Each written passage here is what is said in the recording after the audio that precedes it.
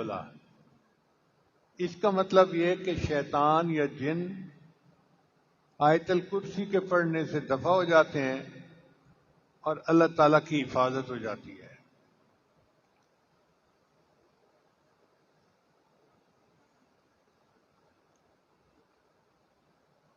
ایک حدیث مبارکہ میں آتا ہے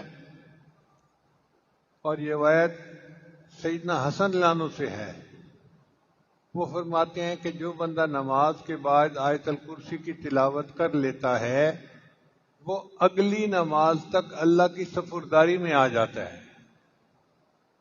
اتنی بڑی خوشخبری ہے اس حدیث مبارکہ میں۔ کوئی بندہ اللہ کی سپرداری میں آ جائے، اس سے بڑی اور گارنٹی کیا ہو سکتی ہے؟ اللہ فرماتے ہیں ان ینصرکم اللہ فلا غالب لکم، اگر اللہ تمہاری مدد کرے تو کوئی تم پر غالب نہیں آ سکتا۔ اب ہم پریشان پھرتے ہیں گھر کی وجہ سے، رزق کی وجہ سے، بے برکتی کی وجہ سے، اور اس کا علاج نبی علیہ السلام نے ہمیں بتلا دیا۔ ایک عمل ہے اور چھوٹا بھی نہیں، ایک ہی آیت ہے، اس کے پڑھنے سے انسان اللہ کی ذمہ داری میں آ جاتا ہے۔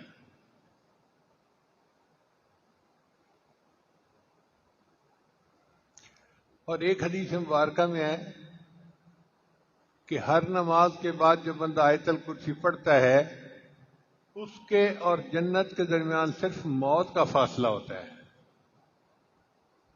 کتنی بڑی خوشخبری ہے، اور اس عمل کو کتنا اہتمام کے ساتھ کرنا چاہیے کہ نبی علیہ السلام کی زبان فیض ترجمان سے یہ ارشاد ہو رہا ہے کہ ہر نماز کے بعد آیت الکرسی پڑھنے والے کے اور جنت کے درمیان صرف موت کا فاصلہ ہے۔ موت آئی اور جنت مل گئی۔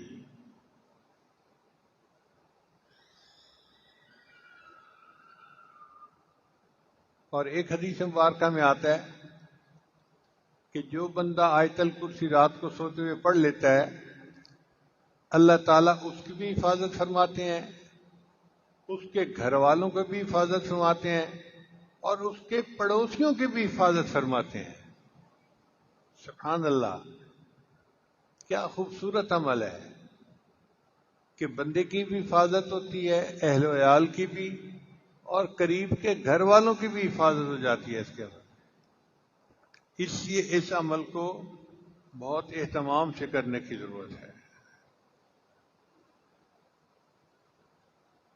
سید عائشہ رضی اللہ عنہا فرماتی ہیں کہ ایک اجنبی آیا اور اس نے نبی علیہ الصلوۃ والسلام سے پوچھا، اے اللہ کے حبیب وسلم، میرے رزق میں برکت نہیں ہے۔ یہ وہ شکایت ہے جو ہر بندہ ہی تقریباً آج کر رہا ہے۔ تو نبی علیہ السلام نے فرمایا کہ آیت الکرسی کہاں گئی؟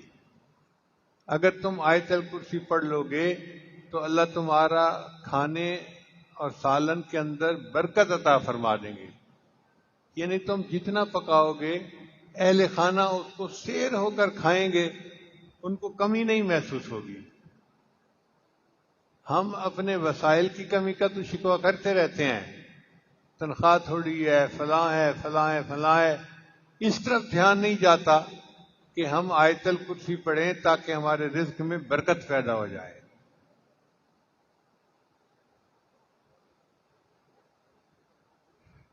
حضرت عبداللہ ابن عباس عنہ فرماتے ہیں کہ نبی علیہ السلام نے فرمایا، آیت الکرسی پڑھنے والے کو اللہ شکر کرنے والا دل، صدیقین کے اعمال اور نبیوں جیسا اجر عطا فرماتے ہیں۔ کتنی بڑی نعمتیں ہیں جو مل رہی ہیں۔ شکر کرنے والا دل، صدیقین کے اعمال اور نبیوں کے جیسا اجر عطا فرماتے ہیں۔ نبی اسلام نے ارشاد فرمایا کہ آیت الکرسی عرش کے خزانوں میں سے ایک بڑی نعمت ہے جو کسی نبی کو نہیں ملی، صرف اللہ نے مجھے عطا فرمائی۔ یعنی یہ انعام اللہ نے فقط اپنے محبوب صلی اللہ علیہ وسلم کو عطا کیا تاکہ ان کی امت اس سے نفع اٹھائے، کسی اور نبی کو نہیں ملی۔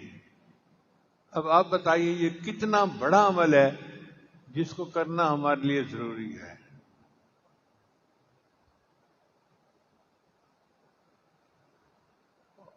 ایک حدیث مبارکہ میں ہے کہ نبی اسلام نے ایک صحابی سے پوچھا کہ قرآن مجید کی عظیم ترین آیت کون سی ہے؟ ان کا جی آیت الکرسی۔ تو نبی رسان فرمایا مبارک ہو، اللہ تمہیں نے جو علم دیا ہے اس میں برکت ہو۔ اور ایک حدیث مبارکہ میں آتا ہے کہ اسم اعظم 3 صورتوں میں ہے، ایک سورہ بقرہ، دوسرا سورہ آل عمران اور تیسرا سورہ طٰہٰ۔ تو ایک بزرگ فرماتے ہیں میں نے غور کیا کہ یہ کون سا اسم اعظم ہو سکتا ہے، تو مجھے یہ محسوس ہوا کہ سورہ بقرہ میں آیت ہے اللہ لا الہ الا هو الحی القیوم، اور سورہ آل عمران میں ہے الف لام میم اللہ لا الہ الا هو الحی القیوم، اور سورہ طٰہٰ کے اندر آیت ہے وَأَنَتِ الْوُجُوهُ لِلْحَيِّ الْقَيُّومِ۔ تو وہ فرماتے ہیں کہ میرا یہ گمان ہے کہ الحی القیوم یہ اللہ تعالیٰ کا اسم اعظم ہے، اس لیے ہم نے محراب میں یا حی یا قیوم لکھ کے لگایا ہے کہ بعض مفسرین کے نزدیک یہ اسم اعظم ہے۔ ہمارے بزرگوں نے اس کو مزید آگے نکھارا، وہ فرماتے ہیں کہ نہیں، جو اسم اللہ ہے وہ اسم اعظم ہے۔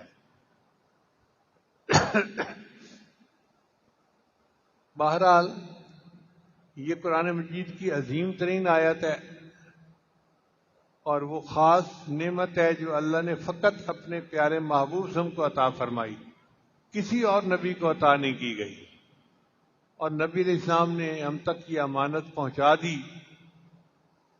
ہمارا حال دیکھو کہ ہم اس عمل کی طرف دھیان ہی نہیں کرتے، سوچتے ہی نہیں۔ اللہ تعالی ہمیں باقاعدگی کے ساتھ اس عمل کو کرنے کی توفیق عطا فرمائے۔ یہ کلمات پڑھتے جائیے، بسم اللہ الرحمن الرحیم، لا الہ الا اللہ محمد الرسول اللہ، آمنت باللہ وملائکتہ وکتبہ ورسلہ والیوم الآخر والقدر خیرہ وشرہ من اللہ تعالی والبعث بعد الموت، آمنت باللہ